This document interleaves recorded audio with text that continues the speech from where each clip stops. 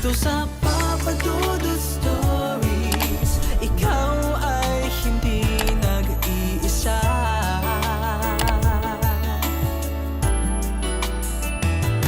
Dito sa Papa Dudut Stories, may nagmamahal sa'yo.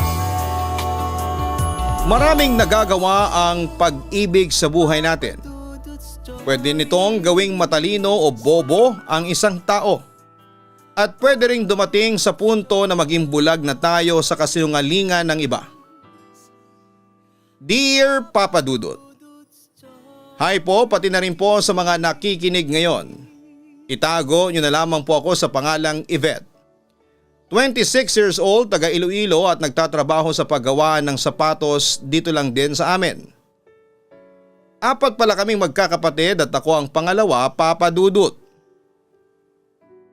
Nasa high school ako at college naman si ate nang mamatay si Papa nang dahil sa sakit niya sa atay. Mula noon ay medyo naghirap na ang buhay namin. Huminto sa pag-aaral si ate at nagtrabaho sa Maynila. Nang makatapos naman ako ng high school ay sumunod ako sa kanya na magtrabaho doon. May 2 taon nang lumipas nang magdesisyon si ate na magtrabaho sa abroad para hindi na kami nahihirapan sa pagpapadala ng pera kay nanay sa probinsya. Sa Singapore siya noon pumunta at namasukan bilang domestic helper. Hindi nga nagtagal, Papa Dudut, ay niyaya na rin ako ni ate na magtrabaho sa abroad kasi may kilala raw siya na pwedeng makatulong para mapadali ang proseso ng mga papeles ko. Nasa tamang edad naman ako noon, kaya naisip ko na pwede na rin siguro yon para kahit papaano ay mas gumaan pa ang buhay ni nanay. Sumang-ayon ako sa plano ni ate. Kaya lang ay hindi naman kami magkasama dahil sa isang factory sa Taiwan ako na ipasok ng agency. Ayos na rin kasi at least hindi ako nahirapan na makaalis tapos ay legal pa ang naging proseso, Papa Dudut. Ay, ang hirap talagang magpigil ng luha kapag kausap ko si mama. Bulong ko pagkatapos kong makausap si mama sa video call. Uy Yvette, bakit umiiyak ka? Ito ang tissue. Pag-abot ni Kelvin sa akin ng tissue. Salamat Kelvin. Kausap ko kasi si mama kanina at medyo nagkadamahan kami. Nagpigil na nga ako ng iyak habang magka-video call kami kanina. Kaya eto ngayon, nagwawala itong mga luha ko pagkukwento ko. Ganyan talaga kapag bagong dating ka pa lang dito sa Taiwan.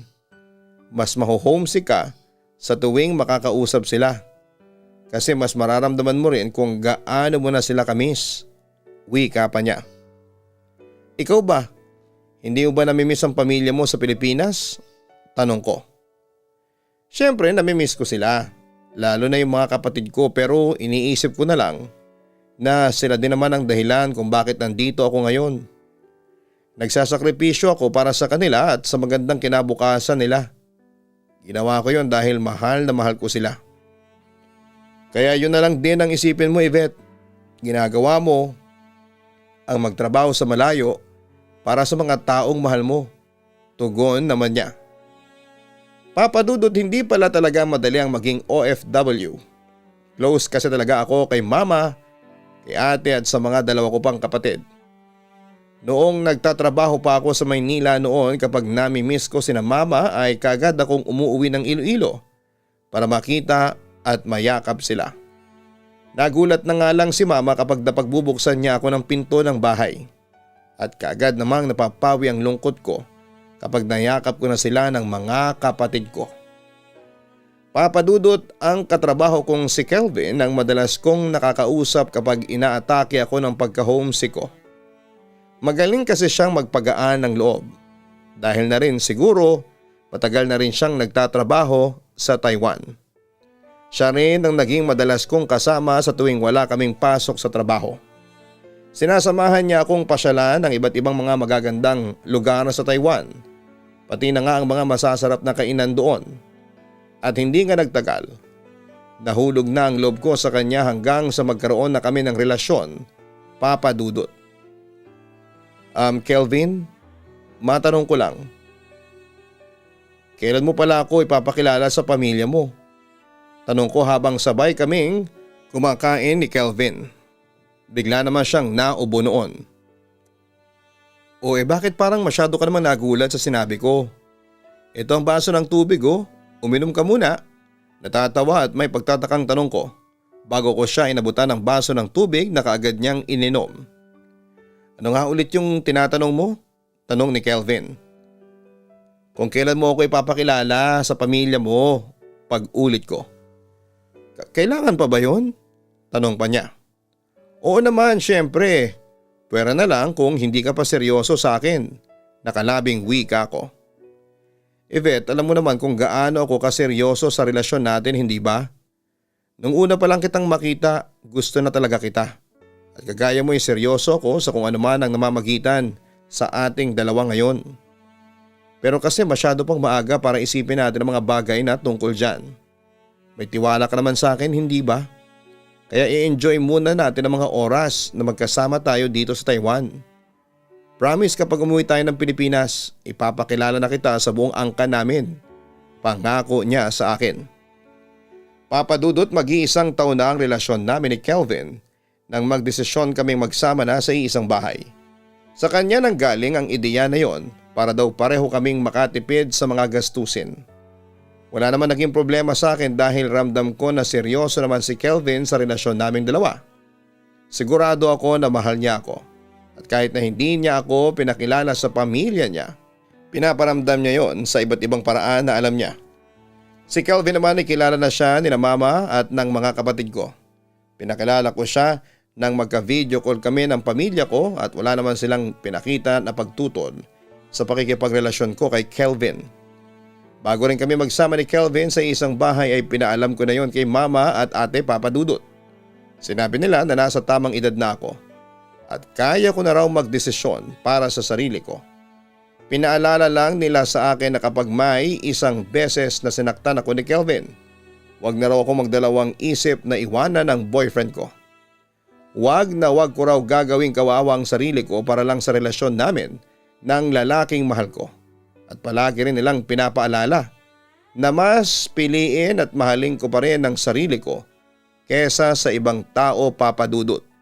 Papadudot, dumaan pa ang ilang buwan hanggang sa hindi ko na napansin na halos 2 taon na pala ang relasyon namin ni Kelvin. Pero ni minsan ay hindi niya pa ako ipinakilala sa pamilya niya kahit sa tawag o video ko lang. Palagi niyang sinasabi na busy ang mga ito at walang oras na makausap ako. Sinabi niya rin na mas okay kung makikilala ako ng pamilya niya kapag nakauwi na kami ng Pilipinas. Nung una ay palagi ko siyang kinukulit na ipakilala ako kahit man lang sa magulang muna niya. Pero hindi pa rin siya pumayag. Kasi nga'y masyadong abala ang mga ito para pagtuunan pa ako ng pansin. Ayaw niya rin daw na mag-isip ang mga magulang niya na may kalokohan na siyang ginagawa sa Taiwan. Ilang buwan pa ang lumipas nang magdalang tawa ko, Papadudot.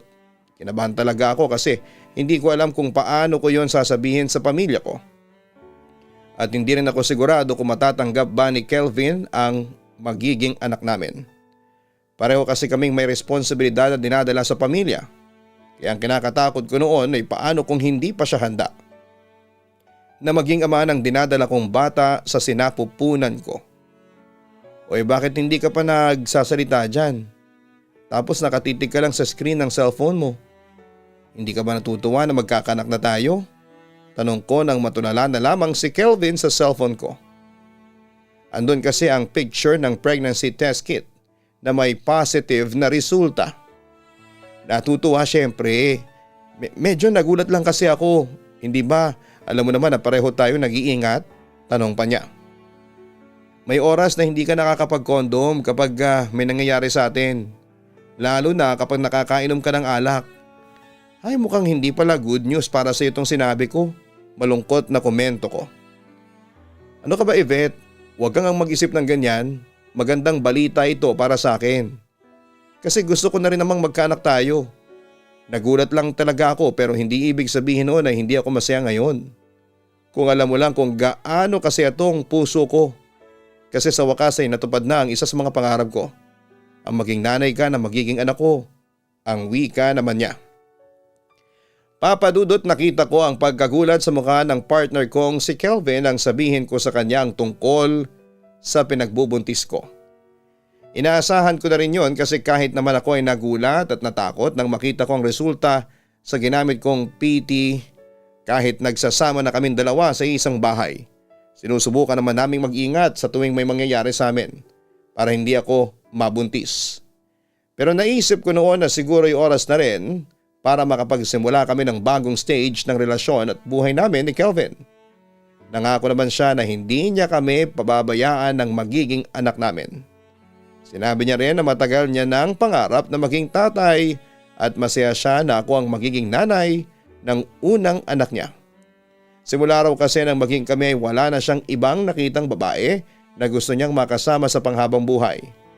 Ako lang yon at pangarap niya raw na mabuo kami bilang isang pamilya balang araw, Papa Dudut. Kelvin, naisip ko na mas okay siguro kung tanungin din natin ang mga magulang mo tungkol sa gusto nilang pangalan ng magiging anak natin. Bakit naman bigla silang nasingit sa usapan na ito? Tanong niya.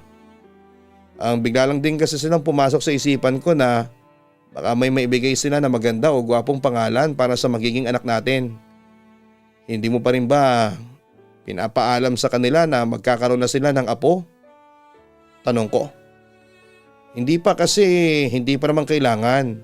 Saka malalaman din nila yun pero hindi pa muna ngayon. Ang wika pa ni Kelvin. Bakit nga hindi pwede ngayon? Muling tanong ko. Pag-uusapan na naman ba natin to, Yvette? Sinabi ko na sa iyo ang dahilan, hindi ba? Ayoko munang ipaalam sa kanila ang tungkol sa iyo kasi alam ko na magagalit sila. Baka isipin nila na hihinto na ako sa pagsuporta sa pag-aaral ng mga kapatid ko dahil lang sa magkakaanak na ako sa iyo. Pag-iwas niya sa topic. Kelvin, nasa tamang edad ka na. Siguro naman ay maintindihan nila ang sitwasyon natin ngayon. Giit ko. Ikaw ang hindi nakakaintindi sa akin, Yvette. Hindi mo kasi kilala ang pamilya ko. Hay, mabuti pa lalabas muna ako. Titingin lang ako ng pwedeng mabili na pagkain para hindi ka na magluto at mapagod. Paalam niya sa akin. Papadudot para sa akin ay hindi maliit na bagay yung makilala ko ang pamilya ni Kelvin. Kilala na siya ng buong pamilya ko at alam na rin ni na mama ang tungkol sa ipinagbubuntis ko noon. Kaya alam ko na dapat na rin naming ipaalam yon sa side ng partner ko. Kaya lang ay hindi pa nga raw siya handa na ipaalam sa mga magulang niya na magkakaapo na ito sa kanya. Hindi pa siya handa na makita ang magiging reaksyon ng mga ito kapag nakilala ko bilang live-in partner niya at kapag nalaman din na buntis na ako. Breadwinner kasi si Kelvin ng pamilya niya, Papa Dudut. Ang kwento niya sa akin, 5 silang magkakapatid at siya ang panganay. Lahat ng mga kapatid niya ay nag-aaral pa. Ang tatay niya ay nagtatrabaho bilang pedicab driver at nasa bahay lang ang nanay niya. Kaya naman halos lahat ng kinikita niya sa trabaho ay pinapadala niya talaga sa pamilya niya.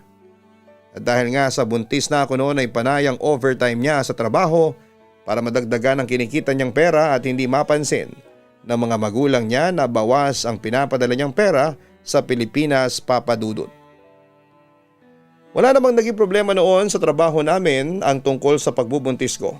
Hindi naman kasi naging sensitive ang pagbubuntis ko kaya nakakapagtrabaho pa rin ako ng maayos. Ang dami nga rin natuwa sa mga katrabaho namin nang malaman nila na magkakaanak na kami ni Kelvin. Panay din ang bigay nila sa akin ng mga masustansyang pagkain at excited na sila sa magiging anak ko. 4 na buwan na akong buntis ng sabay na matapos ang kontrata namin sa trabaho ni Kelvin. Nagdesisyon kami na sabay na ring umuwi ng Pilipinas habang inaayos ang pag-renew ng kontrata namin.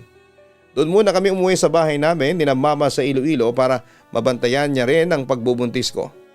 At nang formal na siyang makilala ni na mama ay nagustuhan na rin siya nito dahil magalang daw si Kelvin at mabait na kausap.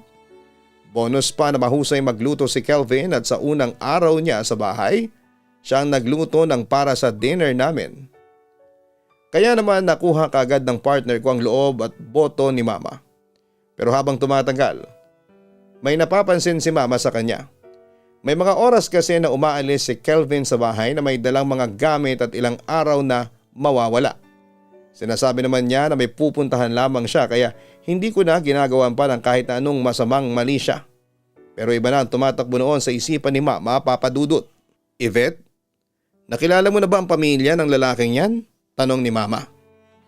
Ang totoo ay hindi pa po, Mama. Kasi ang sabi niya hindi pa handa ang mga magulang niya na magkaroon ng panibagong responsibilidad si Kelvin. Tugon ko. Bakit naman pumayag ka na hindi malaman ng magulang niya ang tungkol sa ipinagbubuntis mo? May inis na tanong pa ni Mama. Matagal ko na rin po siyang kinukumbinsi na sabihin sa pamilya niya ang tungkol sa sitwasyon naming dalawa. Kaya lang nag-aaway lang po kami kaya hindi ko na po siya pinilit pa. Paliwanag ko. Alam mo, sa totoo lang, nagdududa na ako dyan kay Kelvin. Kakaiba na kasi ang mga kinikilos niya. Parang hindi na normal. Yvette, malakas talaga ang pakiramdam ko na may ibang babae ang asawa mo. Minsan kasi nagising ako ng madaling araw para uminom ng tubig. At nakita ko yung si Kelvin na nasa may likod ng bahay habang may kausap sa cellphone niya. Sobrang hinangalan ng boses niya kaya hindi ko narinig kung ano bang pinag-uusapan nila ng katawagan niya. Pati ang kapatid mo sinasabi rin na minsan niyang nakita na may ka-video call na babae yang si Kelvin. Kwento pa ni Mama. Mama, hindi naman po ibig sabihin na may nakita o narinig kayo. Niloloko na kagad ako ng asawa ko. Baka po kapatid o nanay niya lang ang kausap niya. Wika ko. Basta, iba pa rin ang kutob ko. Iba ang kutob ko sa kanya. Kaya kung ako sa'yo, huwag kang masyadong magpapaniwala sa mga sinasabi niya. Dahil baka mamaya ay may ibang babae na pala talaga siyang kinakalokohan, ang sabi pa ni Mama. Papa Dudut, hindi lang naman si Mama ang may kakaibang nararamdamang kutob tungkol sa live-in partner ko na si Kelvin. Matagal ko nang napapansin noon ang mga kakaibang kinikilos niya. Yung mga kinakausap niya sa tawag habang mahina ang boses niya na para bang ayaw iparinig sa akin ang mga sinasabi niya. Tapos ay dumagdag pa yung pag-alis-alis niya sa bahay namin tuwing Sabado. Tapos ay babalik siya ng Lunes o Martes ng gabi. Ang sabi niya nung una ay may naasikaso raw siya na negosyo na malapit lang sa lugar namin. Tapos nagbago na ang dahilan niya at sinabi niya na tungkol naman daw sa pagre-renew ng kontrata sa trabaho sa Taiwan ang pinupuntahan niya. Kaya ilang araw siyang nawawala. Hindi ko alam kung parte lang ba ng pagbubuntis ko ang kutob na nararamdaman ko na may ibang babae ang partner ko. Dumagdag pa ang mga napapansin ni Mama sa kanya. Pati na rin ng mga kapatid ko. Alam daw nila na may tinatago si Kelvin na bagay na dapat ko nang malaman noon. Kaya dumating ang araw na hindi ko na napigilan ang sarili ko na kumprontahin siya. Sinabi ko na alam ko na may kabit siya kaya palagi siyang umaalis ng bahay. Pero iba ang nalaman ko ng araw na yon. O sige, gusto mo talagang malaman ang katotohanan? Aaminin ko na, Yvette, wala akong kabit dahil may asawa ko. At ang asawa ko ang palagi kong pinupuntahan sa tuwing aalis ako dito sa bahay ninyo. Pasigaw na pag-amin ni Kelvin. Ano? May asawa ka na? Ang ibig sabihin kasal ka na sa ibang babae? Hindi makapaniwalang tanong ko. Oo, kasal na ako sa kanya at may 4 na kaming anak. Hindi totoo yung sinasabi. Yung sinasabi ko tungkol sa mga magulang o kapatid ko dahil matagal na akong ulila. Pero maniwala ka sa akin. Kahit kasal na ako ay ikaw pa rin ang mahal ko, ang wika niya. Sinungaling ka, niloko mo ko, naiiyak na sigaw ko. Yvette, sorry, naipit lang naman ako sa sitwasyon, ang wika niya. Anong letseng sitwasyon ang ibig mong sabihin, Kelvin? Tanong ko. Nung unang araw na nakilala kita, nagkagusto na kagad ako sa iyo. Hanggang sa tuluyan na kitang minahal kaya natakot ako na sabihin sa iyo ang katotohanan. Kasi ayoko mawala ka sa akin, Yvette. Tugon niya. Kaya ginawa mo lang akong kabit mo at sinabay mo ako sa asawa mo, ganon? Napakahayop ng ugali mo, Kelvin. Napakasinungaling mo. Napakasama mo. Sigaw ko. Yvette, sorry. Sorry talaga. Minahal naman talaga kita, patawarin mo na ako. Pagsusumamo niya. Gusto mong umalis, hindi ba? Ayan na ang mga gamit mo. Umalis ka na rito sa bahay namin. Dalhin mo na lahat ng mga gamit mo at huwag na huwag ka nang babalik. Sigaw ko habang inihahagi sa kanya ang mga gamit niya. Yvette, please, huwag mong gawin sa akin to. Ang totoo ay bala ko na rin namang iwanan ng asawa ko para sa iyo. Kasi ikaw ang mahal ko. Ikaw at ang magiging anak natin. Pakiusap niya. Hindi mo siya iiwanan, Kelvin. Babalik ka sa kanya. O kung gusto mo talaga siyang iwanan, sige, bahala ka. Wala na akong pakialam, pero eto ang tandaan mo. Kahit na ano pang gawin mo o sabihin mo, hindi ka na makakabalik pa sa buhay ko. Kaya umalis ka na dahil ayoko nang makita yung hayop mong pagmumuka, pagmamatigas ko. Siguro nga papadudod sa umpisa pa lang ay alam ko nang niloloko ako ni Kelvin, pero dininay ko lang yon sa sarili ko. Kumbagay ako mismo ay niloko ko rin ang sarili ko. Nagbulag-bulagan ako sa mga posibilidad na matagal nang may ibang babae ang partner ko na si Kelvin. Kasi ayoko mawala siya sa akin, lalo na nang ipagbuntis ko ang anak namin. Sinakyan ko na lamang ang lahat ng mga sinasabi niya tungkol sa pamilya niya na ayaw niyang ipakilala sa akin. Pero hindi ko naman inaasahan na grabe pala ang kasinungalingan na ginawa niya. Ginawa niya akong kabit ng mahigit 2 taon. Kaya pala sa tuwing bubuksan ko ang topic ng tungkol sa kasal ay nakikita ko noon ang bahagyang pamumutla at kaba sa mukha niya. Kasi alam niya na kahit kailan ay hindi niya ako magagawang pakasalan. Ang malala pa doon ay ang nalaman ko na tungkol sa pagiging bulag ng asawa niya. Kaya hindi niya kagad ito maiwan-iwan dahil na rin sa awang nararamdaman niya.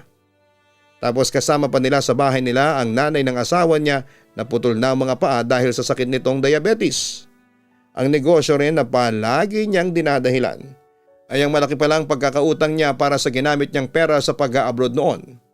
May mga death threat na rin siyang natatanggap dahil sa malaking pagkakautang niya na pilit niyang hinahanapan ng solusyon. Kaya pala siya todo kung kumayod sa pagtatrabaho noong nasa Taiwan kami dahil sa lahat ni Kelvin ang responsibilidad. Kasama na ang sariling pamilya ng asawa niya. At lahat ng yon ay nagawa niyang aminin sa akin. Papadudot, kahit na ilang beses pang sabihin sa akin ni Kelvin na ako ang mahal niya, ay hindi ko na kaya pang palampasin ang mga nalaman ko noon tungkol sa kanya. Alam ko sa sarili ko na oras na para bumitaw ako. Masyado ko nang binaba ang sarili ko para sa pagmamahal na nararamdaman ko para sa kanya. Masyado na akong nagpakabulag at bingi para lang hindi siya mawala sa akin. At hindi ko deserve na masaktan ng paulit-ulit ng dahil lang sa isang manloloko na kagaya ni Kelvin. Kaya naman kahit na ilang beses pang magmakaawa sa akin si Kelvin ng araw na yon ay hindi ko na siya pinatawad pa. Niyakap niya ako, lumuhod siya at walang tigil sa pagiyak habang paulit-ulit na humihingi ng tawad. Pero naging matigas na ako at sinabi ko na tuluyan na lang naming tapusin ang lahat sa aming dalawa. Na ayoko na at hindi ko na kaya pang ipagpatuloy ang relasyon namin. Tama na yung mahigit na 2 taon na niloko niya ako. Kaya sinabi ko na sa kanya na tumuloy na siyang umalis sa bahay namin at wag na siyang babalik pa. Dahil hindi ko na siya gustong makita o makasama pa. Pinagbantaan ko rin siya na kapag bumalik siya sa aming bahay ay isusumbong ko na siya sa asawa niya sa ginawa niyang panluloko sa aming dalawa. Sa huli nga, papadudot, ay sinunod din ni Kelvin ang gusto kong mangyari. Umalis siya sa bahay namin at mula noon ay hindi ko na siya nakita pa kahit pa ng mga anak ako. Ngayon ay single mother ako pero kasama ko naman si mama at ang mga kapatid ko sa pagpapalaki sa anak ko na 5 years old na. Hindi pa naman siya nagtatanong tungkol sa papa niya pero oras na mangyari yun ay sasabihin ko sa kanya na patay na ito dahil yun naman ang totoo para sa akin. Matagal nang patay si Kelvin sa puso ko, pati na rin sa buhay ko. Dito ko na rin po tinatapos ang sulat ko. Lubos na gumagalang, Yvette. Marami talagang nagagawa ang pag-ibig lalo na kapag sinakop nito ang buong puso natin. May iba pa nga na nababaliw ng dahil dito. At yung iba ay nakapagtatahin ng mga kwento kagaya na lamang ng nangyari sa iyo, Yvette. Na ilang taong kang pinaniwala sa kasinungalingan ng naging partner mong si Kelvin. Alam ko na hindi madali para sa iyo ang pinagdaanan mo. Lalo na at pinaniwala ka ni Kelvin sa mga bagay na lahat ay gawa-gawa niya lamang. Pero sana, Yvette, kahit gaano kahirap ang naging sitwasyon mo, matutunan at magawa mo pa ring magpatawad balang araw. At sikapin mo na hindi sundan ang ginawa sa iyo ni Kelvin. Sana ay hindi mo palakihin sa kasinungalingan ang anak ninyo. Mahirap mang sabihin sa kanya ang katotohanan sa ngayon. Mas mahirap kapag nalaman niya na ang mga bagay na kinalakhan at pinapaniwalaan niya ay puro kasinungalingan lamang pala. Huwag kalimutan na mag-like, mag-share at mag-subscribe. Maraming salamat po sa inyong lahat.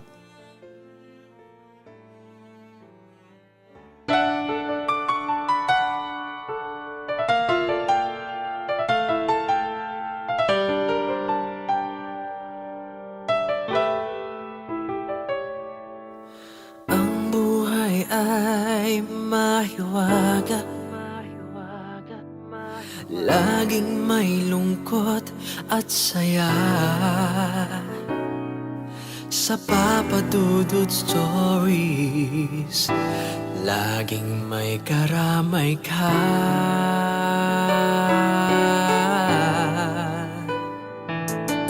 Mga problemang kaibigan, dito ay pakikinggan ka. Sa Papa Dudut Stories, kami ay iyong kasama. Dito sa Papa Dudut Stories, ikaw ay hindi nag-iisa.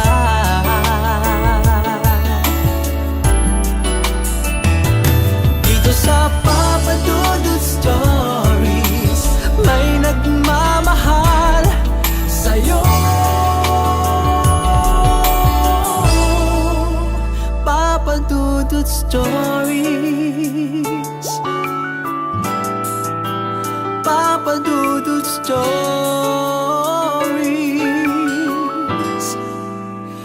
Papa Dudut Stories.